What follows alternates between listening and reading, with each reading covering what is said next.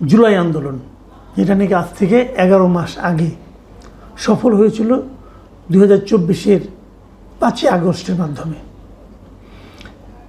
এই আন্দোলনের একজন গুরুত্বপূর্ণ ব্যক্তি হচ্ছেন মিস্টার ফরহাদ মাঝার।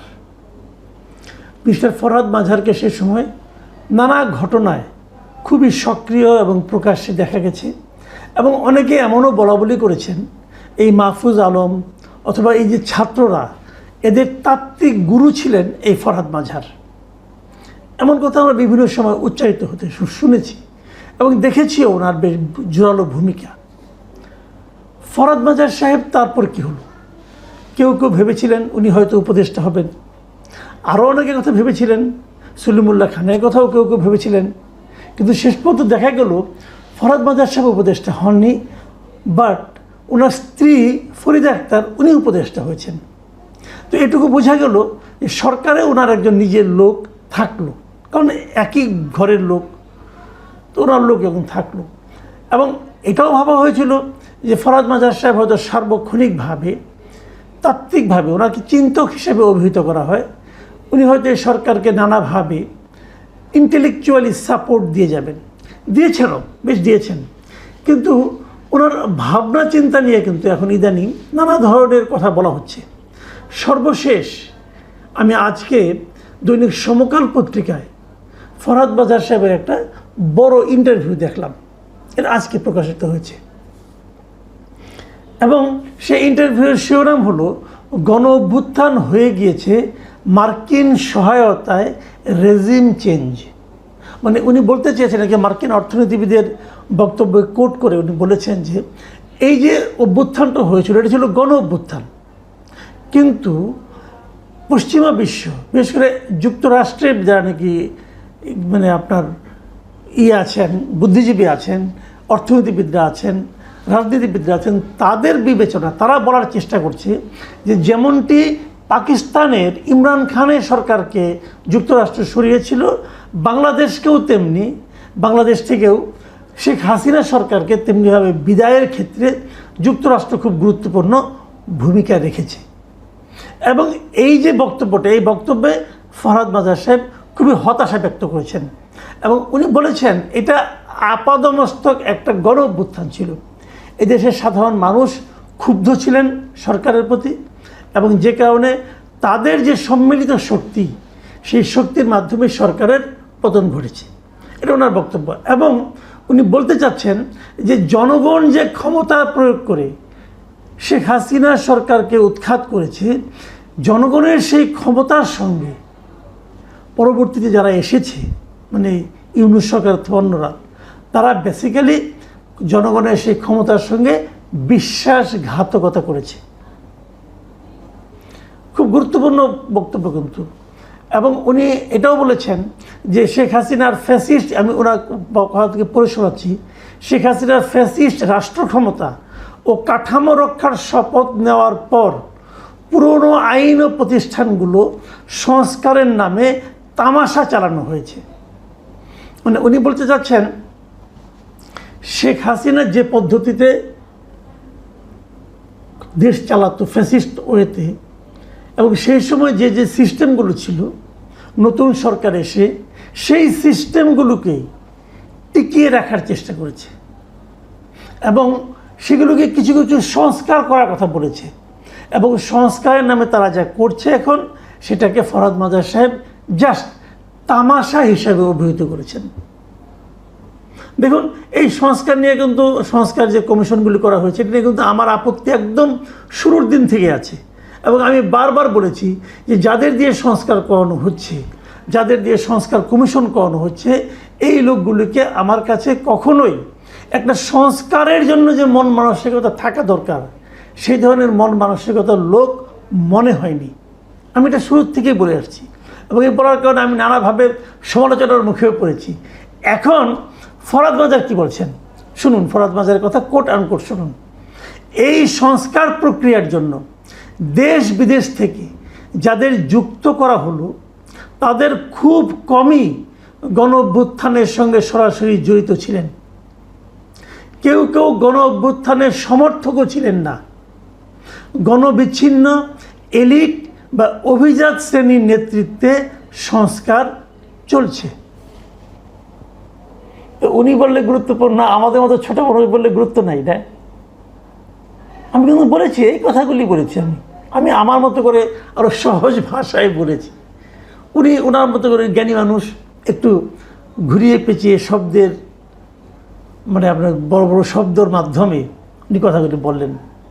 এবং উনি তারপর আবার বলেছেন, এর একটা গাল ভরা নামও আছে, ফ্যাসিস্ট হাসিনাকে বাদ দিয়ে নতুন রাজনৈতিক বন্দোবস্ত। অর্থাৎ লুটেরা ও মাফিয়া শ্রেণী সহ দেশি বিদেশি স্বার্থান্বেষী ও কর্পোরেট শক্তির মধ্যে নতুন বোঝাপড়া, পুরনো ফ্যাসিস্ট ব্যবস্থা ও অকার্যকর প্রতিষ্ঠানগুলোর গায়ে নতুন রং চং মেখে হাজির করা। মানে উনি সংস্কারটাকে কিন্তু ওনার মতো করে ব্যাখ্যা করেছেন। এবং তারপরে এই যে রাজনৈতিক বন্দোবস্ত, যা নিয়ে নাকি আমি এটা নিয়েও আমি বলেছি, ভাই রাজনৈতিক বন্দোবস্তটা কি, আমি বারবার প্রশ্ন করেছি। উনি কি বলছেন শুনুন, উনি বলছেন, বিস্ময়কর যে খোদ জনগণকেই এই তথাকথিত নতুন রাজনৈতিক বন্দোবস্ত থেকে বাদ দিয়ে দেওয়া হয়েছে। ফরহাদ মাজার কিন্তু ওনার এই কথাবার্তার মাধ্যমে যথেষ্ট হতাশা ব্যক্ত করেছেন যে এরা আসলে কিছু করতে পারছে না, এই ডক্টর ইউনূসের সরকার কিছু করতে পারছে না। এবং উনি ওনার মতো করে এগুলি বলেছেন। উনি ধর্মর চর্চা নিয়েও কথা বলেছেন। আমি ওইটা নিয়ে ওটা বিতর্কিত বিষয়, ওই লাইনে আমি যাচ্ছি না, ওটা নিয়ে আলোচনা করব না। আমি আলোচনা করব যে বিষয়টা নিয়ে, সেটা হলো নির্বাচন নিয়ে। উনি নির্বাচন নিয়ে কি বলেছেন, এটাও আমি মনে করি খুবই অ্যালার্মিং কিছু কথাবার্তা উনি বলেছেন। উনি বলেছেন যে নির্বাচন যে বাংলাদেশকে একটা ভালো জায়গায় নেবে, এটা সাধারণ মানুষ তো বিশ্বাস করে না। তাহলে জবরদস্তি করে এটা চাপিয়ে দেওয়া ভুল। মানে এই যে নির্বাচনটার কথা বলা হচ্ছে এখন, উনি বলছেন যে এই নির্বাচনটার মাধ্যমে বাংলাদেশ একটা ভালো জায়গায় যাবে, এটা এই দেশের সাধারণ মানুষ মনে করে না। তাহলে সবার উপর জবরদস্তি করে একটা নির্বাচন চাপিয়ে দেওয়া ওটা ভুল হবে। আর উনি এটাও বলেছেন, আবার উল্টো দিকে আবার সাধারণ মানুষ এই আস্থাও হারিয়েছে যে ডক্টর ইউনূস তাদের আকাঙ্ক্ষা পূরণ করবেন। এটা হলো রাজনৈতিক বাস্তবতা। অর্থাৎ সাধারণ মানুষ এখন ডক্টর ইউনূসের উপরও আস্থা রাখতে পারছে না। সাধারণ মানুষের যে চাহিদা, সে চাহিদা ডক্টর ইউনূস পূরণ করতে পারবেন, এই প্রত্যাশা, এই চিন্তা সাধারণ মানুষের মধ্যে নেই। আবার নির্বাচন হলে সব সমস্যার সমাধান হয়ে যাবে, এটাও সাধারণ মানুষ বিশ্বাস করে না। এটা হলো ওনার বক্তব্য। ওনার বক্তব্যের সঙ্গে কিন্তু আমি মোটামুটি একমত, কিন্তু আমি একটা জায়গায় দ্বিমত। সেই জিনিসটা হলো, তাহলে আমরা কী করব? নির্বাচন আমাদের সমাধান দেবে না, ডক্টর ইউনূসও আমাদের সমাধান করতে পারবে না, তাহলে আমরা কি করব? আমি মনে করি এই দুটো চিন্তার মধ্যে নির্বাচনটা হলো সবচেয়ে অধিকতর গ্রহণযোগ্য পদ্ধতি। এই কারণে যে নির্বাচনে হয়তো আমাদের অনেক সমস্যার সমাধান হবে না, কিন্তু একটা কাজ তো হবে, জনগণের যে শক্তিটা, জনগণ যে তার ভোটাধিকারের মাধ্যমে একজন লোককে ক্ষমতায় বসাতে পারে, আবার ক্ষমতা থেকে নামিয়ে ফেলতে পারে, এই শক্তিটা কিন্তু গত 15 বছর ধরে আমরা একরকম ভুলতে বসেছি। সেই জায়গা থেকে আমরা বেরিয়ে আসতে পারবো। জনগণ আবার আত্মবিশ্বাসী হয়ে উঠবে। জনগণ একসময় মনে করতেছিল যে আমাদের তাহলে ভোটাধিকারের কোনো মূল্য নাই, আমার হাতে কোনো ক্ষমতা নাই।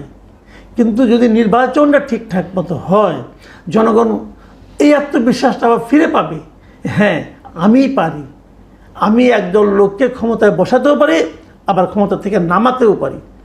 জনগণ যদি নিজের ভেতর সেই শক্তিটা অনুভব করে, কেবল তাহলেই কিন্তু আমরা মুক্তির দিকে কিছুটা হলেও পথ অগ্রসর হতে পারবো। এটা আমি মনে করি, এটা আমার অপিনিয়ন। আপনারা কী ভাবেন, আপনাদের চিন্তা, আপনারা আলোচনা করেন। আরও একটা জায়গায় উনি বলেছেন, সেই জায়গাটা আমি ঠিক বুঝিনি, আপনারা বুঝলেন কিনা জানি না। তিনি বলেছেন যে নির্বাচন তো আপনি করবেন একটা, কিন্তু নির্বাচন করতে হলে আপনি কাকে দিয়ে নির্বাচন করবেন?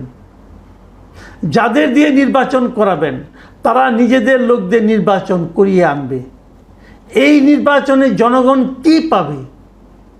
ঠিক 2008 সালে বিএনপি যে ভুলটা করেছে, এটা হবে সেই ভুলেরই পুনরাবৃত্তি। এই জায়গাটা আমি বুঝতে পারছি না যে 2008-এ বিএনপি কী ভুল করেছিল এবং এইবার সেই ভুলের পুনরাবৃত্তি কিভাবে হবে যদি নির্বাচনটা হয়, এটা আমার কাছে ক্লিয়ার না। ওনার অনেক কিছু আমার কাছে ক্লিয়ার না হয় স্বাভাবিক। উনি অনেক জ্ঞানী মানুষ, আমরা সাধারণ মানুষ, আমরা অনেক কিছু বুঝবো না, অনেক কিছু আমাদের মাথার উপরে দিয়ে যাবে, তাই না? তো আমি এই নির্বাচন, ওনার এই বক্তব্যগুলি ফাঁকে আমি ওনার যে অনেক কিছু বুঝি না, সেটা একটু আপনার দু একটা ঘটনা বলি। ছোট ছোট ঘটনা, অত তাত্ত্বিক ঘটনা নয়, কিন্তু একটু শেয়ার করার লোভ সামলাতে পারছি না। সেটা হলো, দেখুন উনি কিন্তু একবার গুম হয়ে গিয়েছিলেন, আপনাদের নিশ্চয়ই মনে আছে। উনি গুম হয়ে গিয়েছিলেন এবং উনি তারপরে ফিরে এসে, ওনাকে উদ্ধার করা হয়েছিল, উনি ফিরে এসে বলেছিলেন ওনাকে গুম করে ফেলানো হয়েছিল। আমাদের এখানে একটা গুম কমিশনও হয়েছিল। যারা যারা গুম হয়ে গেছে তাদের আত্মীয় স্বজন অথবা যারা গুম থেকে ফেরত এসেছে, তারা নানাভাবে সেই গুম কমিশনের কাছে সাক্ষ্য দিয়েছে। কিন্তু দুজন গুরুত্বপূর্ণ ব্যক্তি সেই গুম কমিশনের সাক্ষ্য দিয়েছে বলে আমরা কোনো তথ্য পাইনি। তাদের মধ্যে একজন হলেন মিস্টার ফরহাদ বাজার, যার স্ত্রী একজন উপদেষ্টা, মানে একজন উপদেষ্টার স্বামী। উনি গুম কমিশনের সাক্ষ্য দিয়েছিলেন বলে কোনো তথ্য আমার কাছে নেই, আমাদের কাছে নেই। আরেকজন হচ্ছেন আরেকজন নারী উপদেষ্টার স্বামী, সৈয়দা রিজওয়ানা হাসানের হাজব্যান্ড, উনিও গুম হয়ে গিয়েছিলেন। ওনাকেও একদিন দুদিন পরে পাওয়া গিয়েছিল, উনিও সাক্ষ্য দিয়েছেন, এমন কোনো তথ্য আমাদের কাছে নেই। তো কেন গুম হলেন, ওনারা কিভাবে মুক্তি পেলেন, গুম হওয়ার পরে ওনাদেরকে কে কে কী বলেছে, সেই বিষয়গুলো জনগণ জানতে পারলে কি ভালো হতো না? নাকি এগুলি নাটক ছিল? এই প্রশ্নটা কিন্তু থেকে যায়।